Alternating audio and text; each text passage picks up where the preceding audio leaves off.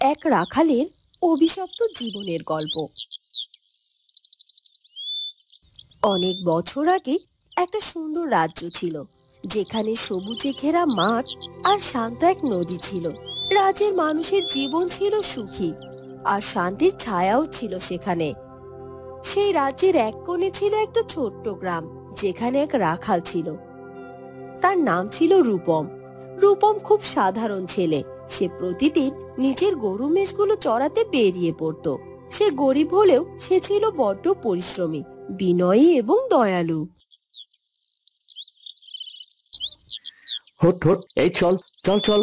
এই কিরে, তোরা এখানে দাঁড়িয়ে পড়লি কেন? হাম্বা হাম্বা। ও বুঝেছি, তোরা তাহলে এখান থেকে ঘাস খেতে চাইছিস। তবে ঠিক আছে, আমিও দেখি তোদের এখানে ছেড়ে দিচ্ছি। এই জঙ্গল থেকে আজ তোরা ঘাস খেয়ে পেট ভরে নে।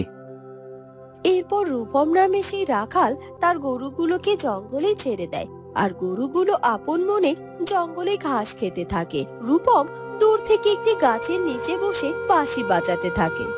জঙ্গলের সেই পথ দিয়ে যাচ্ছিল এক রাজকন্যা, নাম তার ইরা। আর বাঁশির সুর শুনে রাজকন্যা ইরা সেখানে ছুটে আসে। বাহ, কি চমৎকার সুর তুলেছে ওই রাখালটি। রাখালটির মনে নিশ্চয়ই খুব মায়া, আর তাই তো এত মায়াবী সুর তুলেছে তার বাঁশিতে।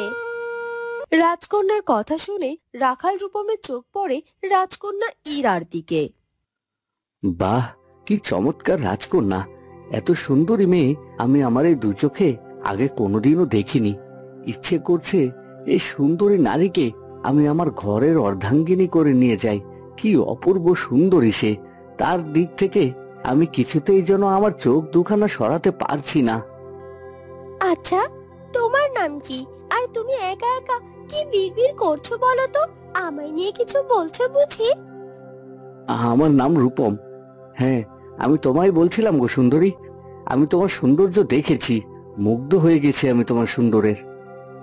রূপম কথা বলতেই হঠাৎ আকাশে কালো মেঘ জমে ওঠে, ঘন অন্ধকার ছড়িয়ে পড়ে। তখন রূপম অচেনা একটি ভয়াবহ শক্তি তার শরীরে অনুভব করতে থাকে। তার শরীরের মধ্যে এক অদ্ভুত পরিবর্তন ঘটতে আরম্ভ করে। এ কি, আমার শরীরের মধ্যে হঠাৎ এমন অনুভব হচ্ছে কেন? আমার শরীরে হাত পা যেন সব বিকৃত হয়ে যেতে আরম্ভ করেছে।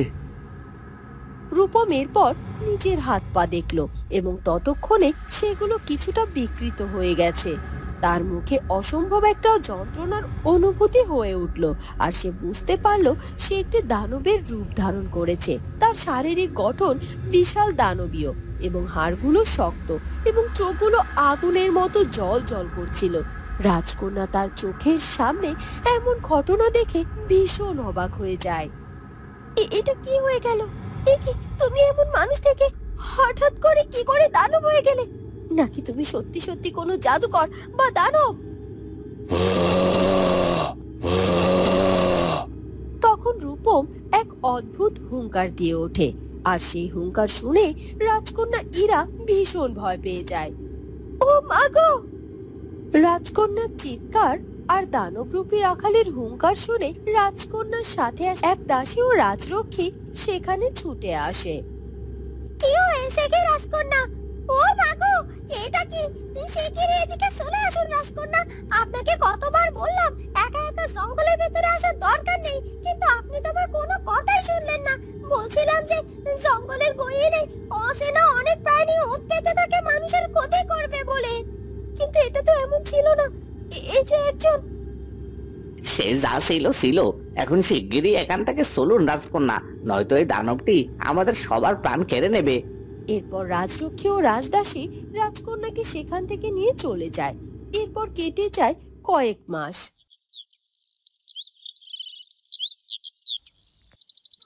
বেশ কয়েক মাস ধরেই রাখাল রূপমকে কোথাও দেখতে পাচ্ছি না। কোথায় যে গেল ছেলেটা? আসলে ছেলেটা বড্ড ভালো ছিল, মা বাবা কেউ নেই যে ওর খোঁজ করবে। আমরা গায়ের কেউ হয়তো ওর আপন কেউ হই না, তাই হয়তো আমাদের বলে যাওয়ার প্রয়োজনও মনে করে না। হতে পারে অন্য গায়ে চলে গেছে, কোনো ভালো কাজ টাজ পেয়েছে। কিন্তু আমার কেন যেন মনে হচ্ছে ছেলেটার আবার কোনো ক্ষতি হয়ে গেল নাকি? তখনই সেখানে একজন লোক এসে বলে, বউ, তুমি এখানে? আর ওদিকে আমাদের মেয়েটা জঙ্গলে হারিয়ে গিয়েছিল, সে খবর কি জানো তুমি? কি বলছো কি? আমার মেয়ে জঙ্গলে হারিয়ে গেছে? হায় হায় হায়, এ কি সর্বনাশ হলো!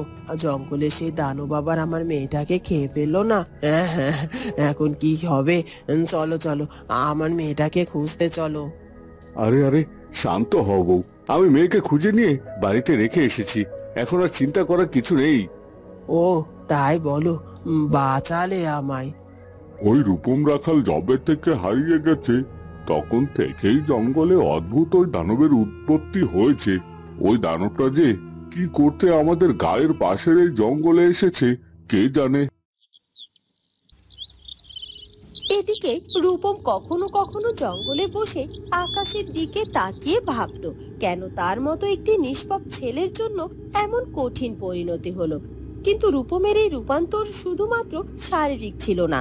রূপম শীঘ্রই অনুভব করলো যে তার হৃদয়েও এক ভয়াবহ পরিবর্তন এসেছে। তার মনের শান্তি, দয়ার অনুভূতি সবকিছু যেন হারিয়ে গিয়েছে।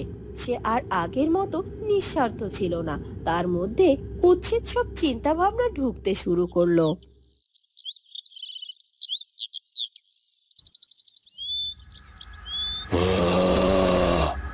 আজ মানুষ থেকে আমার এই দানব রূপ শুধুমাত্র এই রাজকন্যার জন্য।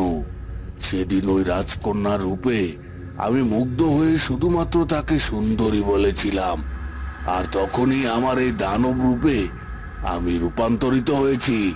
তাহলে ওই রাজকন্যাকে সুন্দরী বলার মধ্যে কিছু একটা রহস্য লুকিয়েছিল।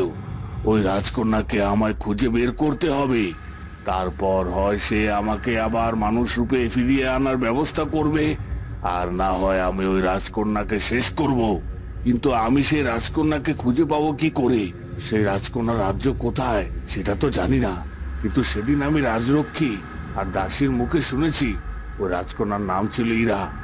এই নাম ধরেই আমি তাকে খুঁজে বের করব। এরপর রূপম ঠিক করলো সে তার অভিশাপ থেকে মুক্তি পেতে রাজকন্যা ইরার কাছে যাবে। আর তারপর সে কঠিন পাহাড় পাড়ি দিল, নদী পার হলো।